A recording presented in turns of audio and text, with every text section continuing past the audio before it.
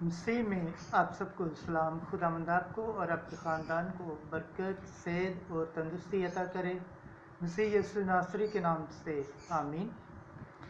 ہمارے لیے آج کی تلاوت تکوین کی کتاب اس کا 19 باب 15 آیت سے 29 آیت تک۔ خداوند نے سدوم اور ہمورہ پر گندک اور آگ برسائی۔ جب صبح ہوئی، فرشتوں نے لوط سے تاکید کر کے کہا، اٹھ اپنی بیوی اور اپنی دونوں بیٹیوں کو جو یہاں ہیں لے، ایسا نہ ہو کہ تو بھی اس شہر کے قصور کے باعث ہلاک ہو جائے۔ اور جب وہ دیر کر رہا تھا، انہوں نے اس کا اور اس کی بیوی کا اور اس کی دونوں بیٹیوں کا ہاتھ پکڑا، کیونکہ خداوند اس پر مہربان ہوا، اور اس کو نکال کر شہر کے باہر کر دیا۔ جب اس کو نکال کر شہر سے باہر پہنچا دیا تو اس نے کہا، اپنی جان بچا، پیچھے مت دیکھ اور اس سارے میدان میں کہیں مت ٹھہر، پہاڑوں پر اپنے آپ کو بچا، تا نہ ہو کہ تو بھی ہلاک ہو جائے۔ اور لوط نے ان سے کہا، نہیں اے میرے آقا، کیونکہ تو نے اپنے خادم پر کرم کی نظر کی اور مجھ پر ایسا بڑا احسان کیا کہ میری جان بچائی۔ میں اب بھاگ کر پہاڑ کی طرف نہیں جا سکتا، تا نہ ہو کہ مجھ پر کوئی مصیبت آ پڑے اور میں مر جاؤں۔ دیکھ، یہ شہر قریب ہے جس میں میں بھاگ کر جا سکتا ہوں، وہ تو چھوٹا ہی ہے، مجھے اس میں بچنے دے۔ وہ تو چھوٹا ہی ہے، سو میری جان بچ جائے گی۔ اور اس نے اسے کہا کہ دیکھ، اس بات میں بھی میں نے تیری عرض قبول کی کہ اس شہر کو جس کے واسطے تو نے کہا غارت نہ کروں گا، جلدی کر اور وہاں بچ جا، کیونکہ جب تک تو اس میں نہ پہنچے میں کچھ نہیں کر سکتا۔ اس واسطے اس شہر کا نام اسورہ رکھا گیا۔ اور جب سورج زمین پر طلوع ہوا، لوط سورہ میں داخل ہوا، اور خداوند نے سدوم اور عمورہ پر خداوند کی طرف سے گندک اور آگ آسمان سے برسائی، اور اس نے ان شہروں کو اور شہر کے قریب جوہر کو اور ان شہروں کے سب رہنے والوں کو اور سب کچھ جو زمین سے اگتا ہے نیست کیا۔ اور اس کی بیوی نے اپنے پیچھے پھر کے دیکھا تو وہ نمک کا ستون بن گئی۔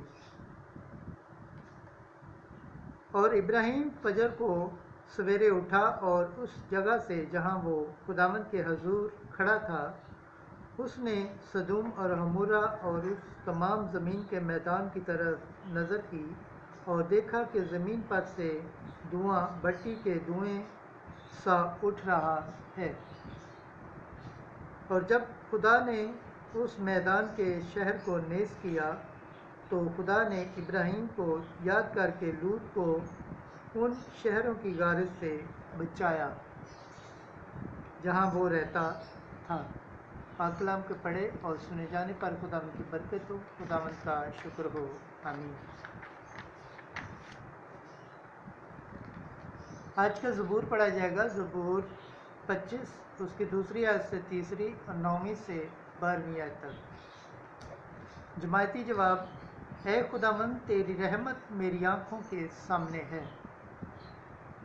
اے خداوند مجھے بچا اور آزما، میرے دل و دماغ کو پرکھ، کیونکہ تیری رحمت میری آنکھوں کے سامنے ہے اور میں تیری سچائی پر چلتا ہوں۔ जमायती जवाब, ए खुदावंद तेरी रहमत मेरी आँखों के सामने है।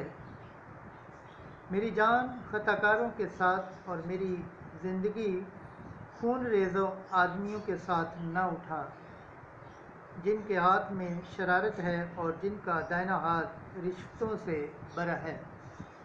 जमायती जवाब, ए खुदावंद तेरी रहमत मेरी आँखों के सामने है। मैं अपनी बेगुनाही से चलता हूँ, मुझे छुड़ा और मुझ पर रहम कर। मेरे पाँव हमवार रास्ते पर कायम है। मैं मजलिसों में खुदावंद को मुबारक कहूँगा।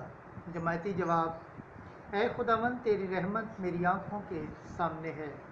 पाक कलाम के पढ़े और सुने जाने पर खुदावंद की बरकत हो, खुदावंद का शुक्र हो। आमीन।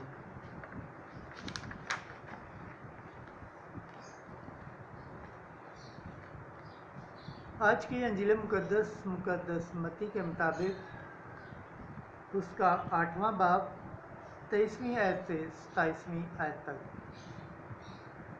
यीशु ने उठकर हवाओं और झील को डांटा तो फिर सब तरफ अमन हो गया। एक दिन जब यीशु कश्ती पर चढ़ा, उसके शागिर्द उसके साथ हो लिए, और देखो झील में ऐसा बड़ा तूफान आया कि कश्ती लहरों में छुप गई, मगर वो सोता था। तब उन्होंने उसके पास आकर जगाया और कहा, ए खुदावंद बचा, हम हलाक होते हैं। और उसने उनसे कहा, ए कम अत्कादो, तुम क्यों डरते हो? तब उसने उठकर हवाओं और झील को डांटा तो बड़ा अमन हो गया। और लोग तहज्जुब करके कहने लगे कि ये किस तरह का आदमी है कि हवाएं और झील भी इसकी मानते हैं। इंजील मुकद्दस के वसीला से हमारे गुनाह माफ़ किए जाएं। ऐ मसीह तेरी सताइश हो। खुदावंद के पाक कलाम पढ़े और सुने जाने पर खुदावंद की बरकत हो, खुदावंद का शुक्र हो। आमीन। खुदा बाप, बेटे और रूह कुद्दुस के नाम से आमीन।